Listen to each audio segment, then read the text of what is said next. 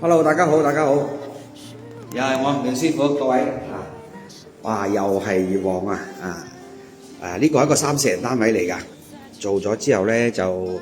係現場錄影下俾大家參考下。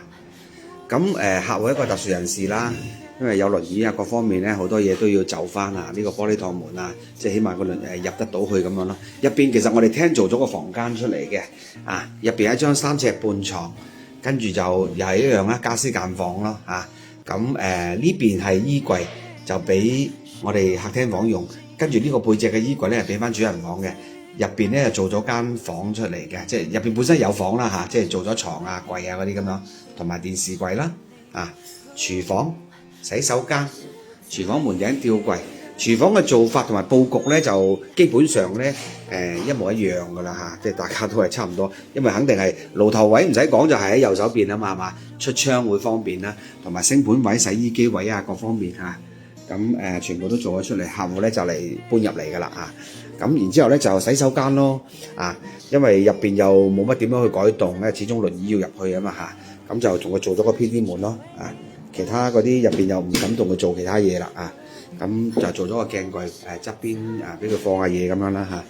同埋就假天花嗰啲啦跟住咧出翻嚟大門口隔離係一個獅字鞋櫃、儲物櫃假天花嗰啲都有同佢做咗嘅，全部都跟住咧過到嚟就係廳房咯咁呢度係梳化位啦跟住就係飯廳位咁樣咯入咗嚟做咗個半磨砂嘅玻璃趟門，入到嚟入邊大家都可以睇睇呢張3尺半床有嘅空間都同佢做噶啦，係啦，咁就跟住咧就間牆櫃啦呢啲入邊房門打入去打入去之後咧做咗張4尺半床同埋衣櫃衣櫃書台係啦，跟住咧就係4尺半嘅床間牆櫃，跟住呢度咧同樣度仲有一個高身衣櫃、儲物櫃間牆嘅咁樣做咗出嚟，係啦，咁行翻出嚟廳，咁廳都好見使下嘅係啦，